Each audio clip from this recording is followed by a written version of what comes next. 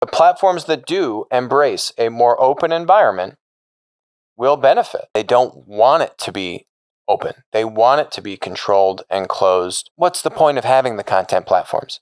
If that's the case, yeah, get rid of them and start all over. This article came out about Facebook, poor Zucky. Zuckerberg, his wonderful employees have leaked yet more information and calls that he had inside the book. This is what I wanted to highlight. A bunch of comments internally that I have to say bothered me a bit. That basically ask whether Joel can be in this role or can be doing this role on the basis of the fact that he is a Republican or has beliefs that are more conservative than the average employee at the company. And I have to say that I find that line of questioning to be very troubling. In my work with Joel, I found him to be he's very rigorous and principled in his thinking. So this guy is like their head of public policy, and I guess he used to work for Bush many years ago. And the employees didn't like the fact that Joel worked for a Republican president, and now he's doing public policy stuff at Facebook. Here, Verge says, the controversy over Kaplan highlighted a growing and seemingly intractable gap within Facebook between the values of its more progressive workforce and those of its user base at large.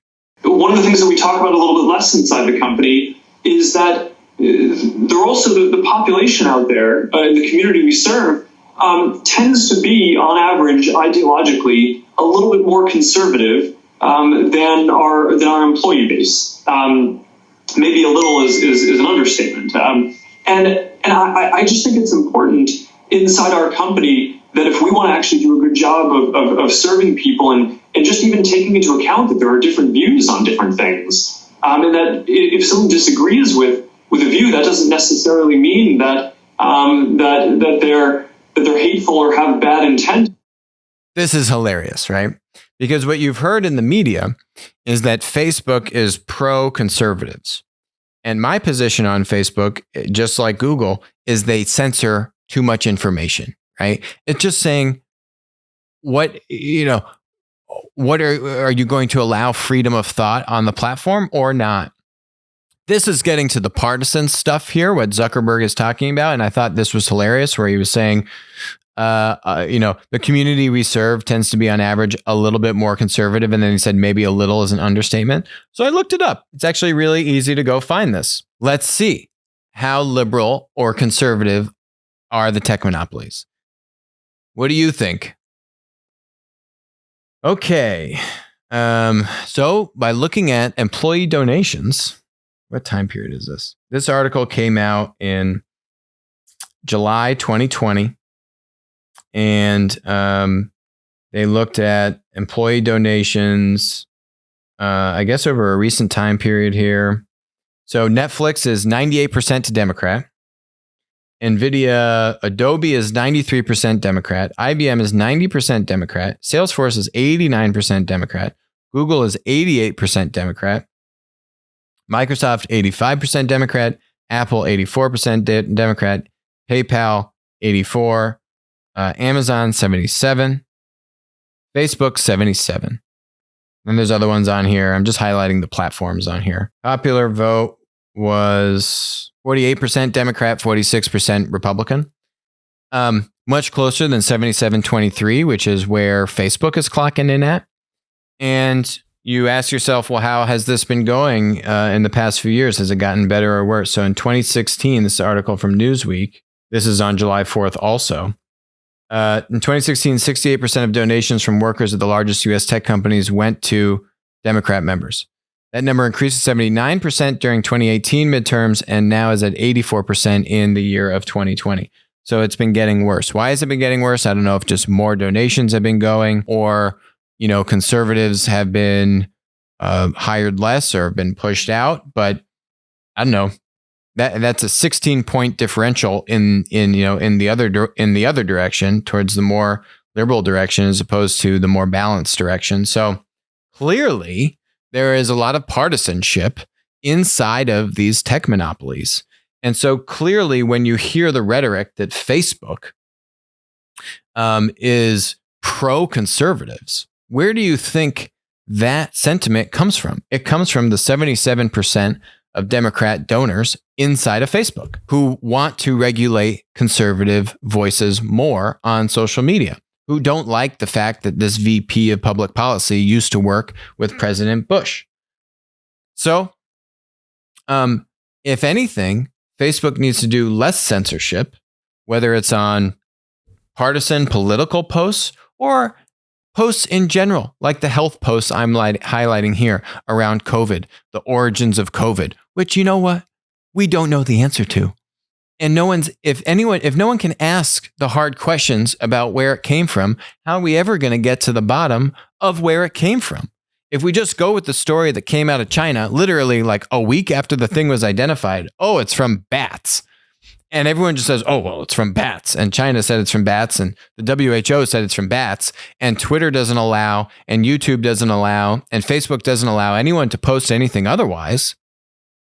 What's the point? What's the point of having the content platforms? If that's the case, yeah, get rid of them and start all over. Hopefully the Section 230 stuff, if limited to the tech monopolies, Twitter's gone. That's not a tech monopoly, and they're too far gone anyway. Funny, the Twitter stuff wasn't in those articles, but we'll see. The last thing here, which I thought was pretty funny on this this leaked thing from Zucky, was this.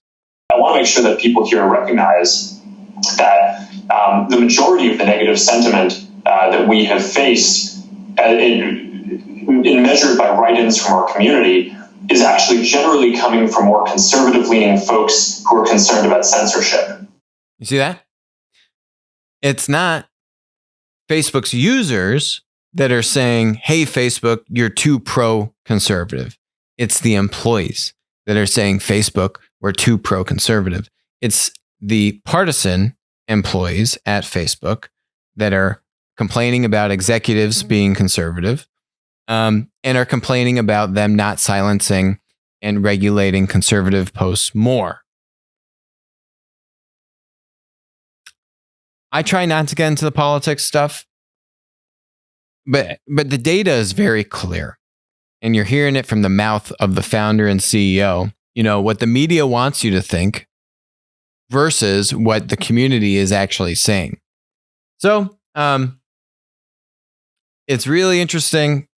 I give credit to Zuckerberg because Zuckerberg's not a conservative. I don't know his political affiliation, but at least out of all the tech CEOs, tech monopoly CEOs, he has taken the stand the best. Now, as I will say, Facebook has more work to do to be more open, but all things considered, compared to how the rest of the tech CEOs have acted in terms of wanting to have a more neutral environment amongst their ecosystem and how they police, producers, certainly amongst the content platforms that are here, they've clearly been the most open of the dominant content platforms, monopolies, right? That's for sure. It's very easy to point that out.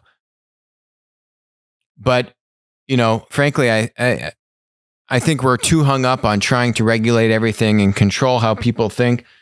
I think a lot of it just goes back to, Americans are smart. They can make up their own mind.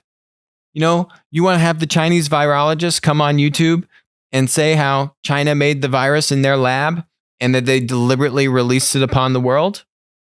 Let her say it. What's so wrong? People can make up their own opinion. They've got a mind. They can think for themselves. That's what this country was founded on.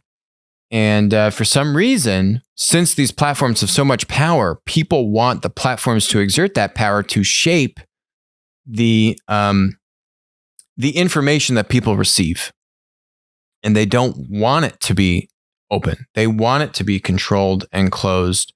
And they want to have a say on what the platforms allow and don't allow. Well, you know what? That's not America. It's not in our civil liberties. And eventually, it will change. Eventually, it will become more open. I'm confident in that. We're still figuring out exactly how to do it.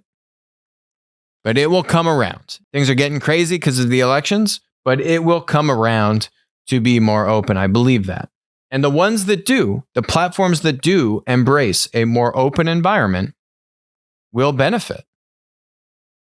Because that is what people want. They want to be able to communicate. They don't want to feel censored and silenced, or that their usage or their ability to digest content is being dictated upon them.